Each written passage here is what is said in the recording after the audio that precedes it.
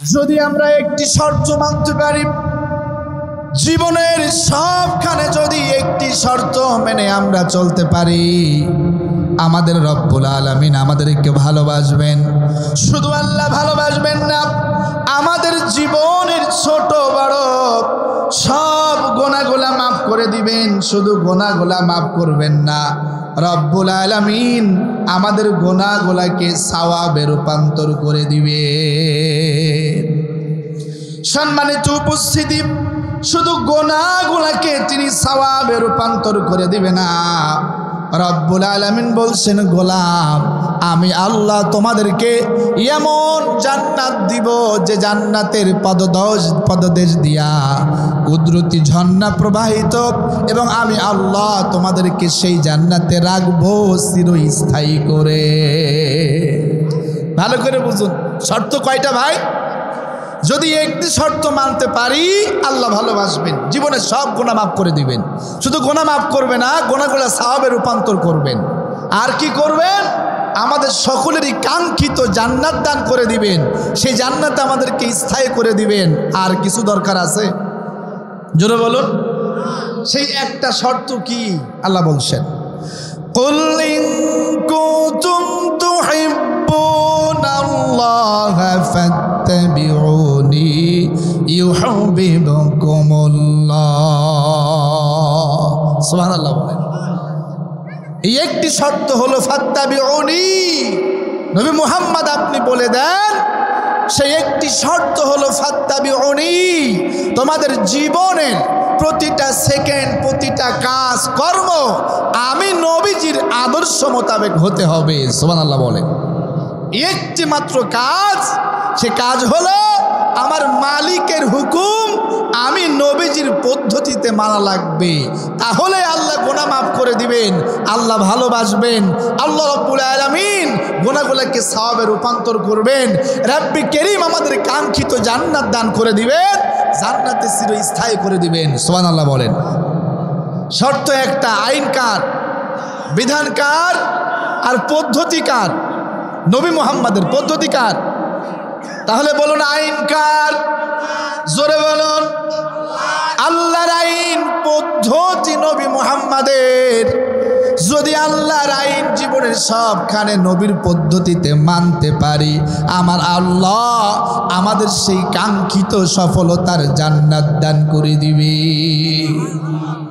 এতটুকু বুঝলে আর কথা বলার প্রয়োজন নাই, শুধু এখন আমলের দরকার। পৃথিবীর সমস্ত ভালো ভালো কথা সব বলা শেষ, বাকিটা হলো আমল করার। সুবহানাল্লাহ বলেন।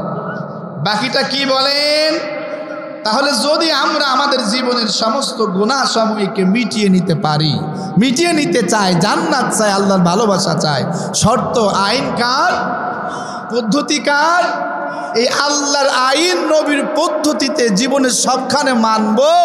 কে কে রাজি আছি? আল্লাহ কবুল করুন, আমিন বলেন। আলোচনা করবেন আমার ভাই মাওলানা হাসান মামুন লাল। আমি শুধু আপনাদেরকে আমার নবীজি কেমন ছিলেন এ ব্যাপারে একটু বলতে চাই, আর আমার নবীজিকে সাহাবীরা কেমন ভালোবাসতেন এ ব্যাপারে একটু বলতে চাই। ইনশাআল্লাহ বলেন। সাহাবীরা নবীজিকে কেমন ভালোবাসতেন? ইসলামের ঘোর দুশমন আবু সুফিয়ান বলছেন, যায়েদ ইবনে দানিসা রাদিয়াল্লাহু তাআলা আনহু প্রাথমিক যুগে যারা ইসলাম কবুল করেছেন তাদের মধ্যে তিনি অন্যতম। যায়েদ ইবনে দানিসা রাদিয়াল্লাহু তাআলা আনহু ইসলাম কবুলের পর তাকে কাফের মুশরিকরা গ্রেফতার করে ফেলেছে। গ্রেফতার করে যায়েদ ইবনে দানিসা রাদিয়াল্লাহু তাআলা আনহুকে তারা হত্যা করার জন্য এক পাহাড়ের নিচে নিয়ে গেল।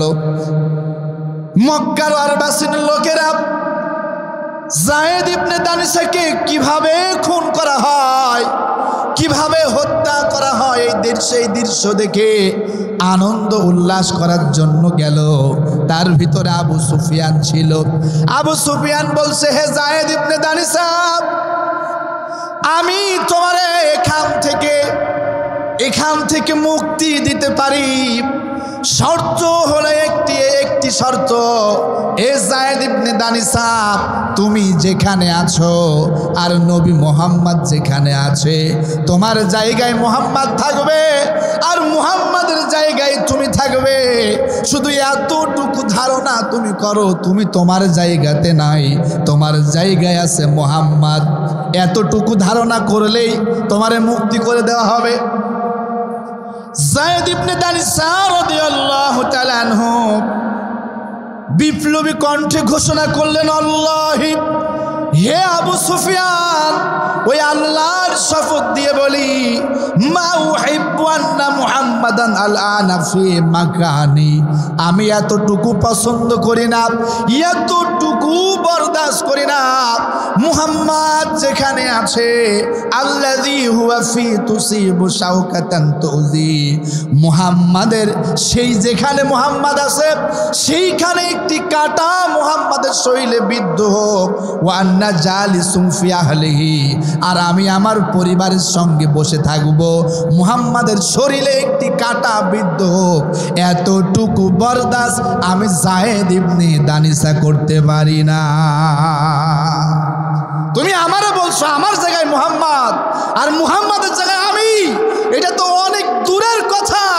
হে আবু সুফিয়ান, শোনো, মুহাম্মদ যেখানে আছে সেখানে একটি কাঁটা মুহাম্মদকে বিদ্ধ করুক, এতটুকু বরদাস্ত আমি যায়েদ করব না। সুবহানাল্লাহ বলে।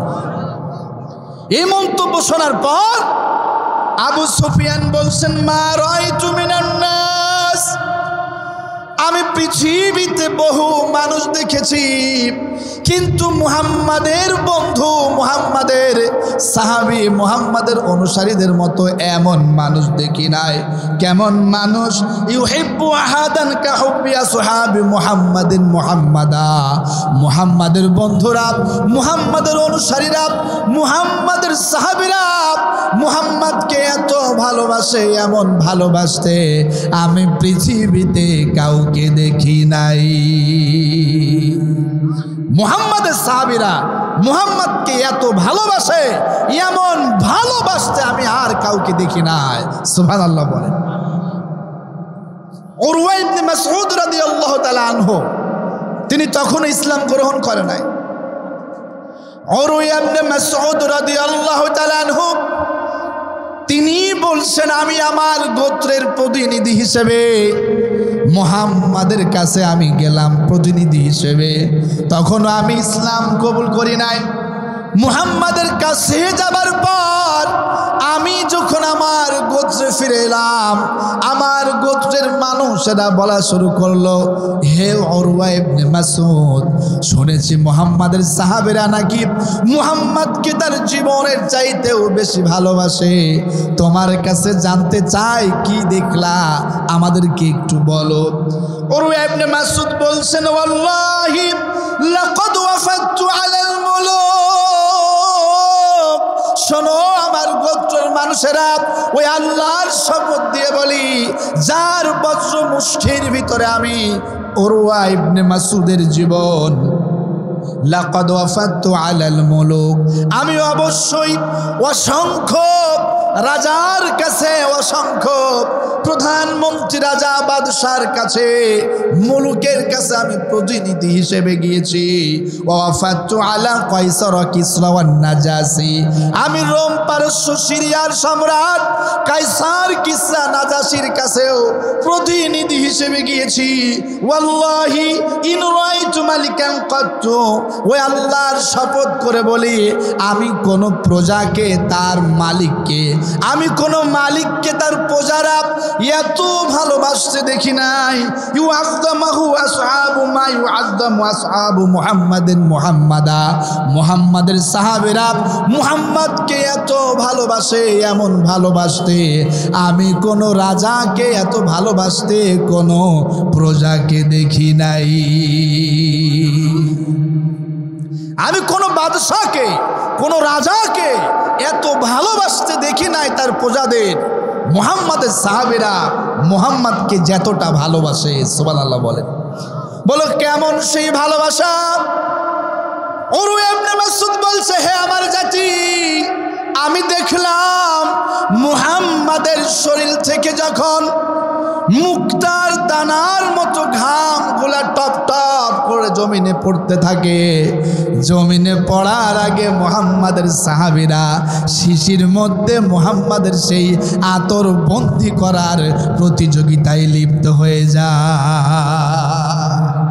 মুহাম্মাদের সাহাবীদের আম্মারা বলে, আমার কলেজার টুকরা সন্তান, আমি তোমার কাছে দুনিয়ার কোনো অর্থবিত্ত চাই না, তোমার কাছে আমার একটি আবেদন, নবী মুহাম্মাদের কাছে তোমরা যখন যাও, নবী মুহাম্মাদের ওই ঘাম যখন ঝরে, আমি শিশিটা দিলাম, আমার শিশির মধ্যে আমার নবীজির পবিত্র ঘাম মোবারক বন্দি করে এনে দিবে। কারণ নবী মুহাম্মাদের ঘাম যদি আমার বাড়িতে থাকে আর কোনো আতরের প্রয়োজন হয় না। নবী মুহাম্মদ সাল্লাল্লাহু আলাইহি ওয়াসাল্লাম যখন চুল কাটতে যায়, মুহাম্মাদের সাহাবীরা চারিপাশে হাত পেতে থাকে, নবী মুহাম্মাদের পবিত্র চুল যেন একটিও মাটিতে না পড়ে যায়। নবী মুহাম্মদ থুতু ফেলতে দেরি তো ওই থুতু নিয়া নবী মুহাম্মাদের সাহাবীরা গায়ে মাখতে দেরি করে না। নবী মুহাম্মদ যখন উজু করে, ওই উজুর পানি মাটিতে পড়তে দেয় না। মুহাম্মাদের সাহাবীরা মুহাম্মদকে এত ভালোবাসে, ওই উজুর পানি মাটিতে পড়ার আগে মুহাম্মাদের সাহাবীরা উজুর পানি নিয়ে গায়ে মাখা শুরু করে। সুবহানাল্লাহ বলেন। মুহাম্মাদের সাহাবীরা মুহাম্মদকে এত ভালোবাসে, এত ভালোবাসে, মুহাম্মদ কোনো অর্ডার করতে দেরি, কার আগে কে ওই অর্ডার পালন করবে, এইটা নিয়ে সাহাবীদের মধ্যে প্রতিযোগিতা শুরু হয়ে যায়। মুহাম্মাদের সাহাবীরা সব সময় সদা প্রস্তুত, আমার নবীর কি দরকার, আমার নবী কি বলে, আমার নবীর কোনটা প্রয়োজন। এমনকি আসহাবে সুফা, আহলুস সুফা ৭০ জন ব্যক্তি জীবনে বিবাহ করে নাই মুহাম্মাদের খেদমত করার জন্য। আব্দুল্লাহ ইবনে মাসউদ রাদিয়াল্লাহু তাআলা আনহু সব সময় হাতে একটা বালিশ নিয়ে ঘুরতেন, আর নবী মুহাম্মদ তার জুতা খুলতে দেরি, জুতা হাতে নিয়ে বগলে উঠাতে আব্দুল্লাহ ইবনে মাসউদ দেরি করতো না। মুহাম্মাদের সাহাবীরা মুহাম্মদকে এত ভালোবাসে, আমি দেখি নাই কোনো রাজাকে, কোনো বাদশাকে, কোনো প্রধানমন্ত্রীকে তার প্রজারা এত ভালোবাসতে যত ভালোবাসে নবী মুহাম্মদকে তার সাহাবীরা। সুবহানাল্লাহ বলেন। সম্মানিত উপস্থিতি, ভালো করে বুঝুন, আমার নবীকে তার সাহাবীরা কেমন ভালোবাসতেন। নবী মুহাম্মদ রাসূলুল্লাহ সাল্লাল্লাহু আলাইহি ওয়াসাল্লাম কাবার পাশে দাঁড়ায়া তার মালিককে সিজদা দিচ্ছেন। হঠাৎ করে আবু লাহাব, উতবা, শাইবা, আবু জাহেলেরা দেখলো নবী মুহাম্মদ তার মালিককে সিজদা দিচ্ছে কাবার পাশে। আবু জাহেলের কাছে গিয়ে আবু লাহাব বলে, এ আবু জাহেল, আমি দেখলাম মুহাম্মদ কাবার পাশে দাঁড়ায়া তার মনিবকে সিজদা দিচ্ছে, শিগগিরই তারে থামাও। আবু জাহেল বলে, আমি গেলে হবে না, আবু বকরের ডাকের মাধ্যমে তারে থামাতে চাই। তারা সবাই মিলে আবু বকরের কাছে গেল, বলল, হে আবু বকর, তুমি বয়োজ্যেষ্ঠ, তুমি তো সব বুঝো, তোমার কাছে আমাদের অনুরোধ, মুহাম্মদ তার মনিবকে ডাকুক, কিন্তু কাবার পাশে ডাকতে পারবে না। মুহাম্মদ সিজদা দিবে দিক, কিন্তু কাবার পাশে তার মনিবকে সিজদা দিতে পারবে না। তুমি যাও মুহাম্মদকে এখান থেকে সরে যেতে বলো। খলিফাতুল মুসলিমিন আসহাবে রাসূল আবু বকর রাদিয়াল্লাহু তাআলা আনহু দাতুহীন ভাষায় ভদ্র সাহাবী গর্জন দিয়া বলে, হে আবু জাহেল, হে আবু লাহাব, নবী মুহাম্মদ যতক্ষণ খুশি কাবার পাশে দাঁড়ায়া তার মনিবরে সিজদা দিবে, আমি আবু বকরের দেহে 1 ফোঁটা রক্ত থাকা পর্যন্ত নবী মুহাম্মদকে কাবার পাশ থেকে কেউ সরাতে পারবে না।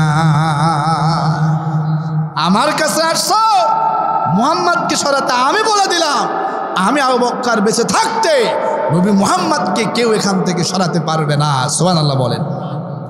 এই কথা বলার সঙ্গে সঙ্গে কাফের মুশরিকরা চতুর্দিক থেকে খলিফাতুল মুসলিমিন সাহাবে রাসূল আবু বকর রাদিয়াল্লাহু তাআলা আনহুকে এলো পাতাড়ে আঘাত করে তাকে অজ্ঞান করে ফেললেন।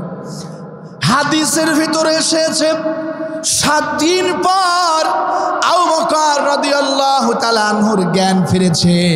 তার কলিজার টুকরা কন্যা বলছেন, বাবা তোমারে কাফের মুশরিকরা এলো পাতাড়ি মেরে আহত করেছে, দীর্ঘ 7 দিন তুমি অজ্ঞান ছিলে, মেহেরবানি করে 1 গ্লাস পানি তুমি পান করো।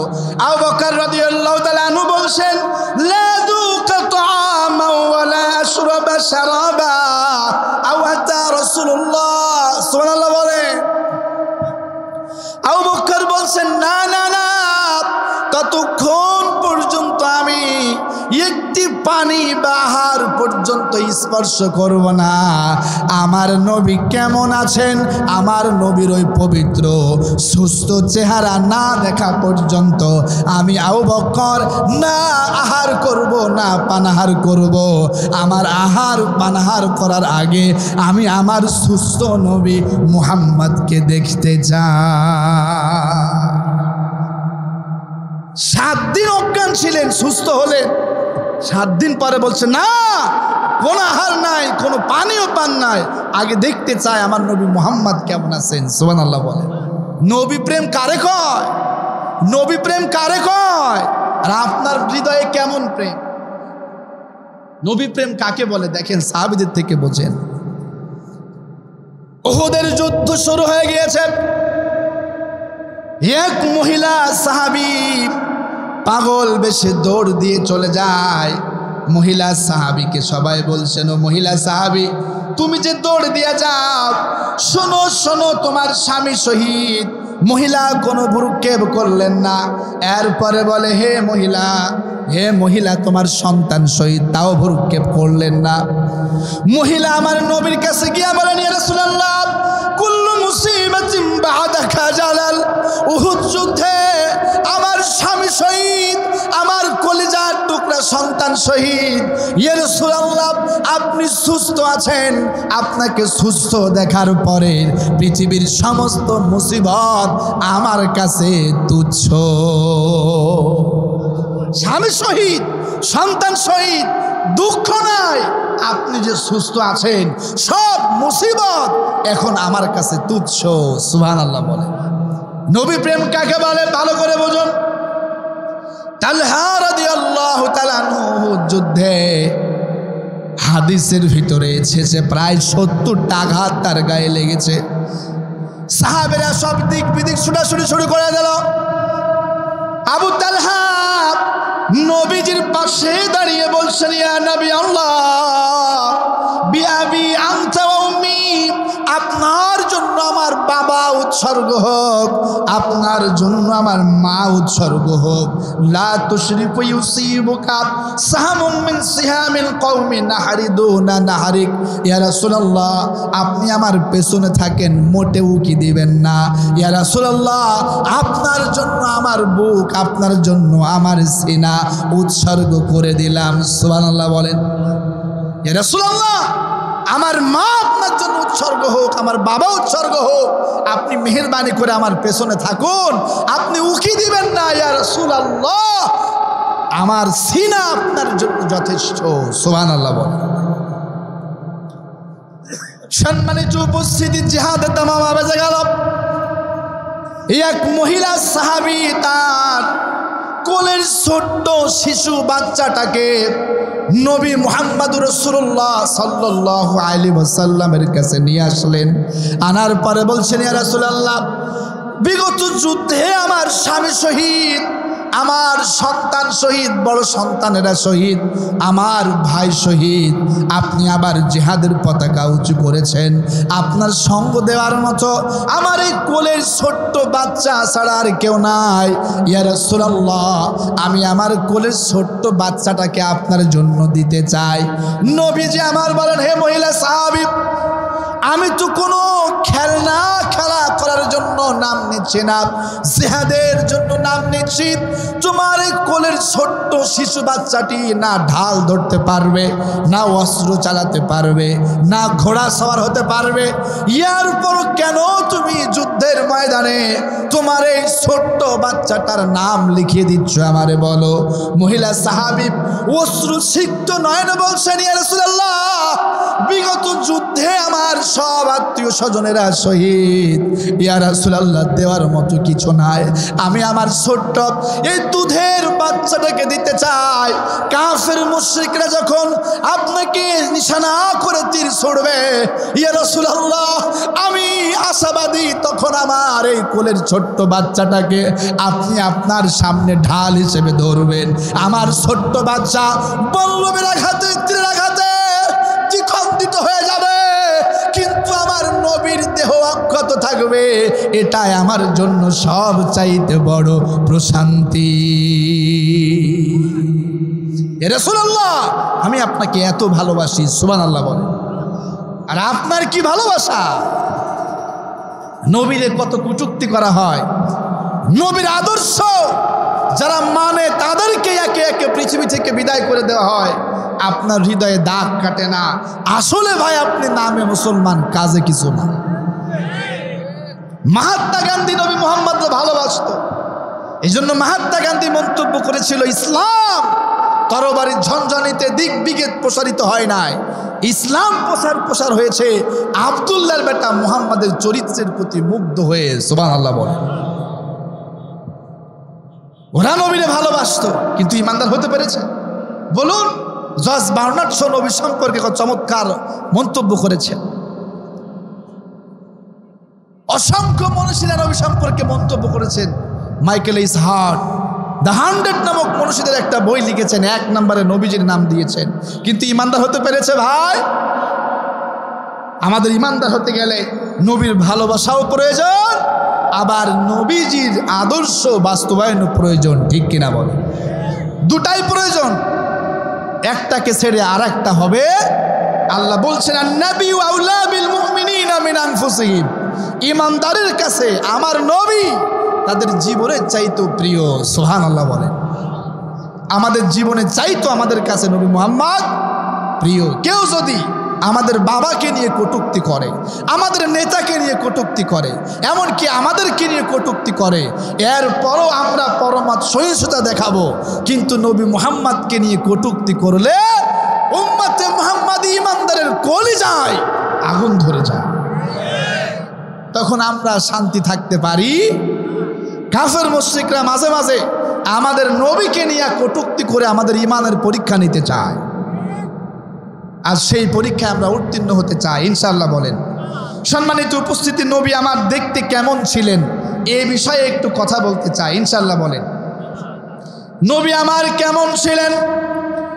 রাহমাতুল লিল আলামিন জনাবে মুহাম্মদুর রাসূলুল্লাহ সাল্লাল্লাহু আলাইহি ওয়াসাল্লাম সম্পর্কে আনাস বলছেন, শোনো দুনিয়ার মানুষ, কানা রাসূলুল্লাহ সাল্লাল্লাহু আলাইহি ওয়াসাল্লাম আযহারাল লাউনি কান্না আরাকাহুল লুলুয়া। সুবহানাল্লাহ বলেন। আমার নবীজি গাত্র বর্ণ ছিল দুধে আলতা মিশ্রিত, শুভ্র রক্তিম। আমার নবীজির গায়ের ঘামের ফোঁটা মনে হতো মুক্তার দানার মতো। সুবহানাল্লাহ বলেন। বিশ্ব নবীর সাহাবী আব্দুল্লাহ বিন সালাম রাদিয়াল্লাহু তাআলা আনহু তিনি মক্কায় আসলেন। মক্কায় আসার পর মক্কার বাসিন্দারা বলছে, শোনো আব্দুল্লাহ বিন সালাম, এই মক্কার যেখানে ইচ্ছা সেখানে যেতে পারো, কিন্তু হঠাৎ করে মক্কায় একজন মাজনুন পাগলের আবির্ভাব ঘটেছে। সব জায়গায় যাও, কিন্তু ওই পাগলের কাছে যাবে না।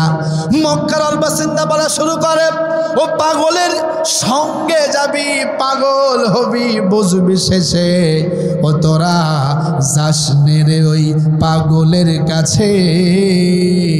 ওরা বলে নবী মুহাম্মাদের সঙ্গে যাবি, পাগল হবি, বুঝবি শেষে তোরা যাস রে নবী মুহাম্মাদের কাছে। নাউজুবিল্লাহ বলে। আব্দুল্লাহ বিন সালাম রাদিয়াল্লাহু তাআলা আনহু বলছেন, আমি কাফের মুশরিকদের ওই মন্তব্যকে তোয়াক্কা করে নবী মুহাম্মাদের কাছে গেলাম। নবী মুহাম্মদকে দেখার সঙ্গে সঙ্গে আমার জবান বলে উঠল, ফালাম্মা তাবায়্যানতু ওয়াজহু আরাফতু আন্না ওয়াজহু লাইসা বিওয়াজহি কাযাব। হে মক্কার অরবাসীন মানুষেরা, তোমরা নবী মুহাম্মদকে পাগল বলেছো, মিথ্যাবাদী বলেছো। আমি তোমাদেরকে বলে দিচ্ছি, শোনো, এত সুন্দর চেহারার মানুষ কখনো পাগল হতে পারে না।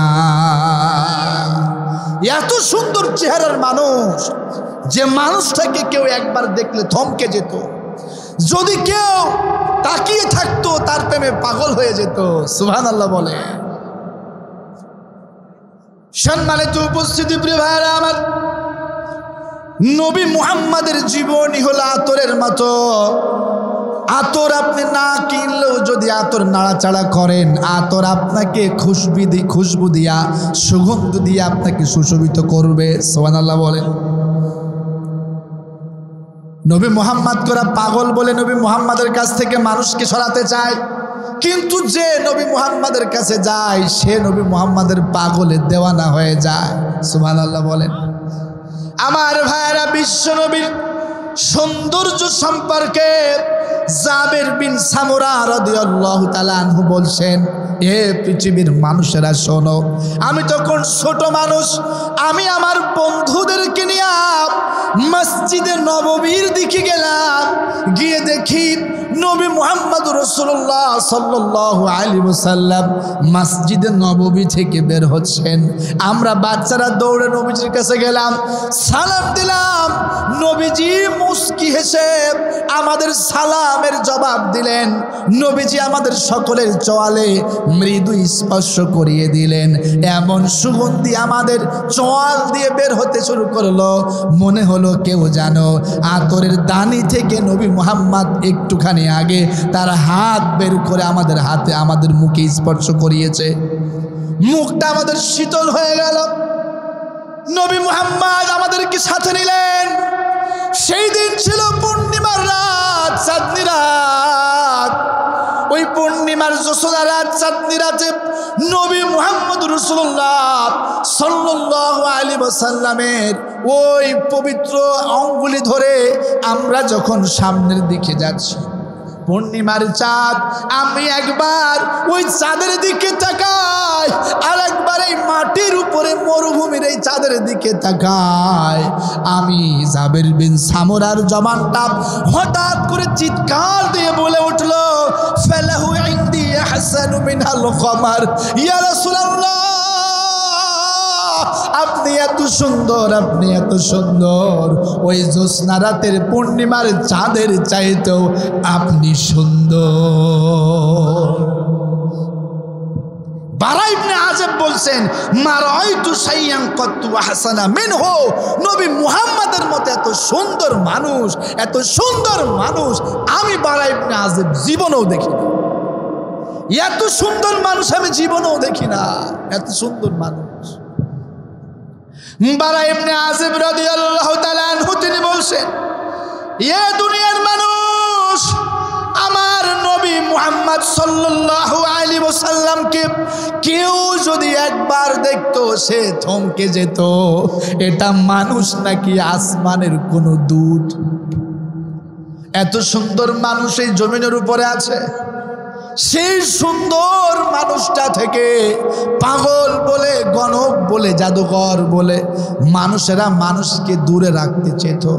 সম্মানিত উপস্থিতি, আমার নবীজির সৌন্দর্য দেখে শুধু মানুষ পাগল হয় না, আমার নবীজির সৌন্দর্য দেখে আকাশের মেঘ থেকে শুরু করে জমিনের ধূলিকণা পর্যন্ত তাদের জবান ছেড়ে নবীর উপরে দুরূদ পড়তো। রাহমাতাল লিল আলামিনের দুধ বোন সাইমা, দুধ বোন সাইমা বলছেন, মা, আমি আপনার কন্যা সাইমা, আমি প্রতিদিন বকরি চড়াতে যাই। আজকে একটি শর্তে আমি আমার বকরিগুলা চড়াতে যাব। মা, হালিমাতুস সাদিয়ার কাছে রাহমাতাল লিল আলামিনের দুধ বোন সাইমা বলছে, মা একটি শর্তে আমি বকরিগুলা নিয়ে মরুভূমিতে যেতে রাজি। দুধমাতা হালিমা বলে, সাইমা বলো না কি সে শর্ত? সাইমা বলে, মা আমার সঙ্গে আমার ছোট্ট দুধ ভাই মুহাম্মদকে দেওয়া লাগবে। হালিমাতুস সাদিয়া বলে, সাইমা তুমি কেন তোমার এই ছোট্ট দুধ ভাই মুহাম্মদকে নিতে চাও? সাইমা বলে, আম্মা দুধ ভাই মুহাম্মদ যখন আমার সঙ্গে থাকে, আমার বকরিগুলা বাড়ি থেকে এলো পাতাড়ি এদিক সেদিক চলে যায় না। আমার ভাই মুহাম্মদ যখন আমার কোলে থাকে, আমার ভাই মুহাম্মদকে দেখতে দেখতে আমাকে গোল করে করে মাঠের দিকে আমাদের বকরিগুলা চলে যায়। আম্মা আমি আমার ভাইকে জন্য চাই। মরুভূমির প্রচণ্ড তাপ, আমি প্রচণ্ড ঘামতে থাকি, কিন্তু যদি আমার ভাই মুহাম্মদ আমার সঙ্গে থাকে, কোথা হতে যেন ওই কালো সাদা মেঘগুলা এসে ছায়া দান করে দেয়। আম্মা যখন প্রচণ্ড গরম লাগে, সবুজ পাখিগুলা কোথা হতে থেকে এসে যেন তাদের পাহাড় দিয়ে আমার ভাই মুহাম্মদ বাতাস করতে থাকে। আম্মা আমি আমার দুধ ভাই মুহাম্মদকে জন্য চাই।